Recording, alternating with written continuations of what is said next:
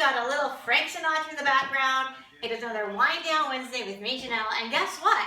It is the day before New Year's Eve. So in honor of that, I wore like a sparkly dress. Now, I bought this just before COVID hit on a major sale, and it's kind of big on me. I need to get it altered, but as there's nowhere really to do that right now, I'm just wearing it the way it is, and guess what? I can eat a massive amount of food and no one will see how fat I'm getting. So there's an upside to wearing a big dress, just saying. Anyway, normally New Year's Eve, I go out with friends for dinner, we go to a party, or come back here and have champagne and watch the ball drop. Usually I'm falling asleep before the ball drops. But all I know is this New Year's Eve is going to be different. But the most important thing about this New Year's Eve is that the day after is going to be 2021. Hallelujah, it's a new year. I was so excited for 2020. I was like, a new decade. I've been working so hard on changing the direction of my life, and I'm working so hard on all these projects, and I'm so excited to start 2020. Well, we've all made the best of that year, but thank God we've got a new year starting in 2 sleeps. But in honor of all the people around the world, starting this new year off on a different note, I thought I'd tell you a little bit about some traditions around the world that I found kind of fascinating when I did a little research. Okay, so turns out not everybody just gets drunk and have dinner and watch the ball drop. They actually have some cool traditions here. So in Spain, the Español, according to what I read, they eat 12 green grapes by midnight. And you have to eat 12 green grapes by midnight. A grape represents a month. And because it's round, it represents a coin, which represents prosperity. So if you eat 12 green grapes by midnight, you will have prosperity all year round.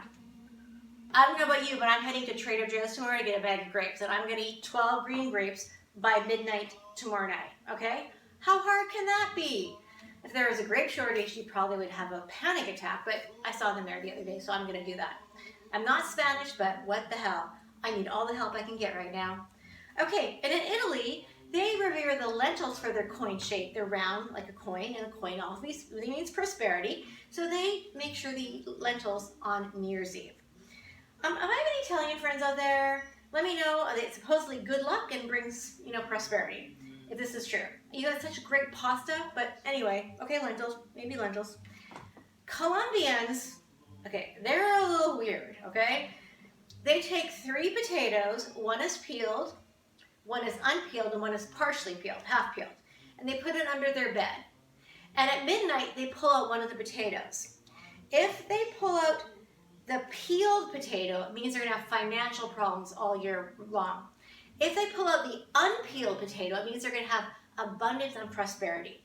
If they peel out the one that's half peeled and half not peeled, then it's going to be somewhere in between. Okay, so I was thinking about this. I'm putting 3 potatoes under my bed and pulling one out at midnight. Now I'm going to think, where am I putting these potatoes, right? Like, am I going to just mix them up and try to no, I'm going to no, because I'm trying to make my luck happen for me. I'm going to know where that potato is that's got the whole peel on it. I don't know about this tradition. There must be something I'm missing. In the Philippines, they serve fruits and 12 different round fruits, and they must consume 12 round fruits because round symbolizes the coins. There we go with the money again, which symbolizes prosperity, and they eat 12 round fruits. On New Year's Eve, they'll have 12 good months of prosperity. So, oranges, cantaloupe. Anyway, I might get some round fruits tomorrow too, just to give myself a little boost here. The Irish, in Ireland, now I'm part Irish. My father was English, Irish, and Scottish. So, it's a little different. Now I'm trying to picture this one in my head. They take a loaf of bread and they pound it against the wall at midnight to let all the evil spirits and the bad spirits out, and then allow the good spirits and prosperity to enter. I think I'd have to see that one in action, actually, don't you? I just can't picture a bunch of people pounding. It's an interesting world, okay? You got croutons afterwards, I bet, though, right? Because that would kind of make croutons. They'd fall and crumble. And anyway. Oh, in Greece, they bake a coin into a loaf of bread, and the family each takes a piece of bread, and the person who gets the coin is prosperity and good luck and abundance all year. Well, what about the rest of the family, huh?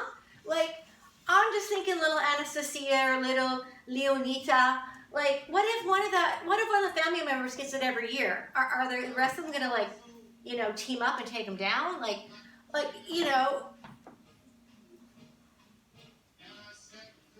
it's just a tradition, but I can see infighting coming from this. You got it last year. You got it again. I'm gonna have a bad year. I mean, I don't know, maybe I'm crazy. And then I look at Canada, and I was a little surprised. I mean, let's face it, Canada is a melting pot, right? We're a melting pot of people. So every culture within Canada has its own tradition. But when they went to define what Canadians do on New Year's Eve, they said Canadians like to go ice fishing on New Year's Eve. It's minus 40 there. Who wants to go ice fishing on New Year's Eve? I'm like, I've never been ice fishing in my life, and I don't think many of my friends go ice fishing on New Year's Eve. In fact, I'd say maybe 1% of them do. I'd be surprised if it was that. Anyway, that was our tradition that I don't think is a tradition at all.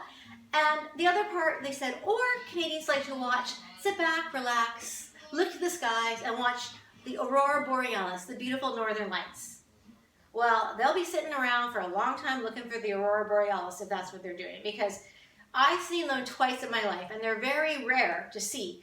And unless you're up in the cold Arctic, you can see them more frequently up there. So Alaska, Arctic, Northwest Territories, maybe.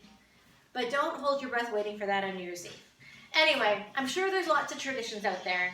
And this year is a new tradition of being alone by myself, unless something changes in the next day or so. I'm still hopeful. But you know what? It's funny. I realized I have all this champagne. I'm having wine because it's Wine Down Wednesday, but I'll probably have wine if I'm home by myself. But look at the champagne I found in my fridge. I've got a bottle of Veuve Clicquot. I've got a bottle of Moet and Chandon. I've got this one that is like a really fancy one called Pierre Jouet. And I've got another bottle of Veuve Clicquot. I've been saving these all for a special occasion. This one I've had for over 10 years. What am I saving for a special occasion for? Like, you know, well, when that special thing does happen, in my heart, I think I know I have maybe 3 reasons that I'd like to crack it open and celebrate. I'm not going to let you in on what they are, but no, I can think of 3 good things that would make me crack a bottle of champagne. Anyway, New Year's Eve, it's a holiday, but you know what? This year, most Americans, hey, Alexa, play Auld Lang Syne.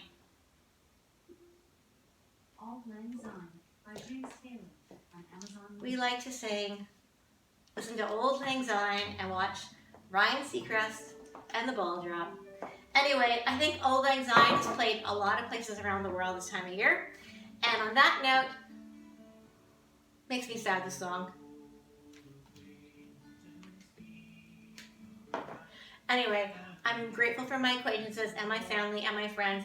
Be grateful, be happy, and it's been a hard year, 2020. 2020, you have put us through the paces, but 2021, kisses.